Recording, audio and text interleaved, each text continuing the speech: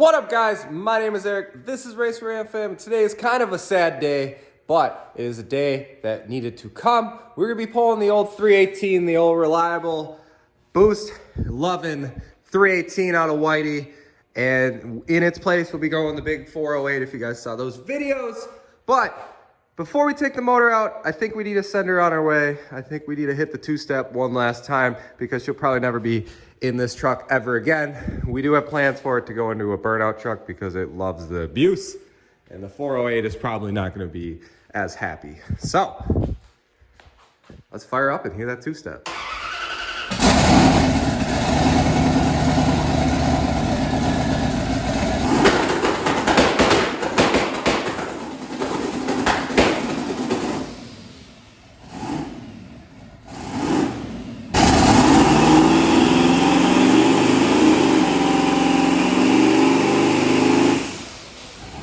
So yeah, let's start yanking this 318 out. We're gonna pull the transmission and transfer case out with the engine. So this will be a good how-to video on how to pull an engine and transmission out of like a second gen 1500 Ram.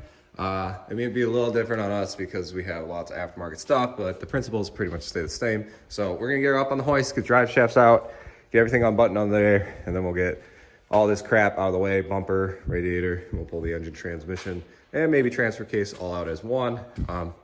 Yeah, no, WHITIE's still smoking the 15.5-inch wides. One last time. Ooh, they sticky.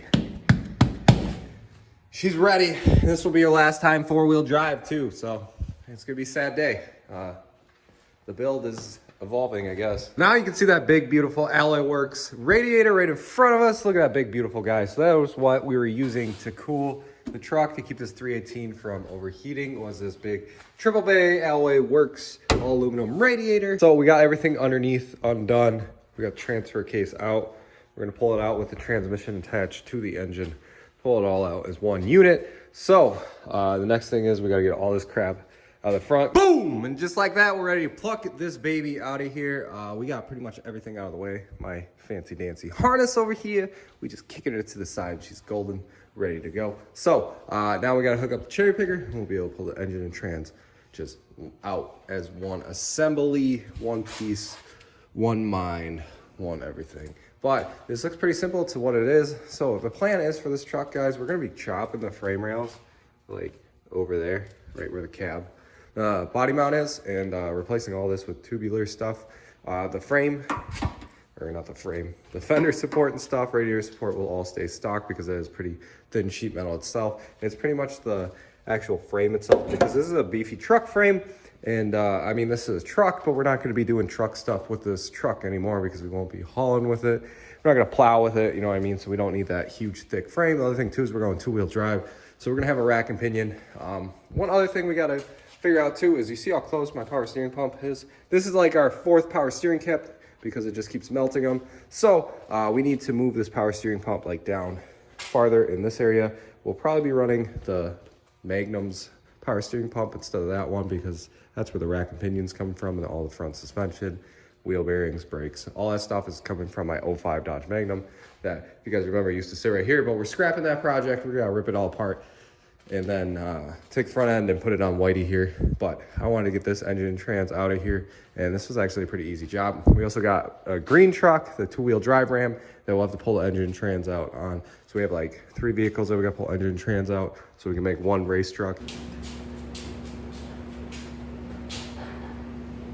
All right, guys, about the heater noise in the background, it is like -6 here in Minnesota, but we did get the 5.2 out and transmission, and they are sitting on top of my toolbox right now, just chilling out, keeping them out of the way because we do need the motor still for mock-up when we build the new frame. Probably not the transmission because we'll put the two-wheel drive trans on there to mock it up. So it's chilling on my toolbox right now. So right now what we're gonna do is actually get the rest of the fuel system out of here. We got the tank drained, all the E85 out of it.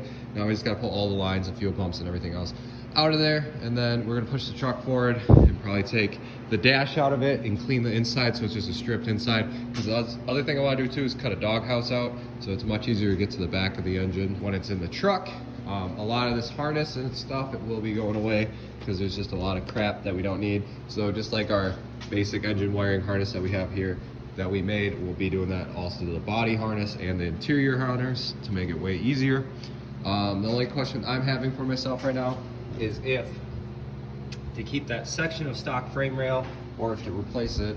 I haven't really decided yet. We'll see, depending on how much money 2x3 1/8" metal is. So let's get this truck up and get this fuel system out of here. We got the truck up on the hoist, and you can see our twin Evil Energy pumps, our Evil Energy pre-filters, and our Evil Energy Pro post filter.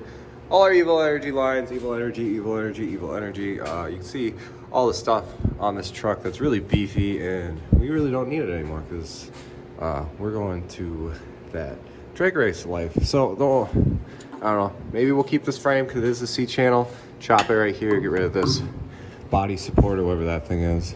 It's like unrivets, comes off, and then send it. Yeah, I really don't know. We got the complete fuel system out besides the fuel cell because I need someone's help to hold the nuts underneath. We got the nitrous system out of it. The truck's on a toolbox.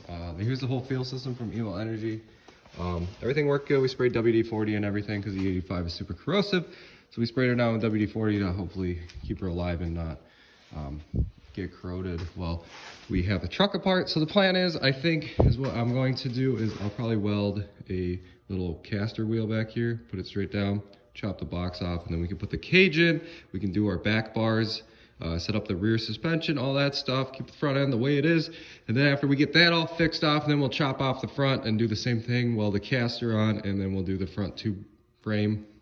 We'll do the front tube frame, do all our steering, suspension, stuff like that. Plus it won't take up so much room in my shop because I still need to work on other stuff in the meantime to keep it out of the way. Very sad sight there with no engine. I mean, it was a running and driving truck, totally fine. She is just way too thick for what we need. And you can just look at it, everything's beefcake because it's a freaking truck. Like, it's not a race car, which it's gonna be. I do want to wheelie it to the moon. I want to hit the sky. I want to launch. I want that thing to almost flip over when we launch it off the line, when we let off the trans brake. So the other thing, we'll have to rip apart my other 2nd gen Ram, my green truck, to take the 2-wheel drive trans out of it. And then I think I'm going to sell these axles and then use my other axles because these are 392s, which were awesome. But I think we're going to run out of gear with these 392s, and that one has 355s in it. Or I think we should probably get a correct axle, like a 4 9-inch, because we are supposed to have C-clip axles in the classes and the speed that we are going to be running on. NHRA has due to the fact that if we break an axle shaft so it doesn't come flying out, if we break an axle shaft, it just stays in place, the wheel stays in place, and doesn't come flying out. There's a lot of stuff that we have to do, upgrade, make better due to the fact that we are going to be going fast.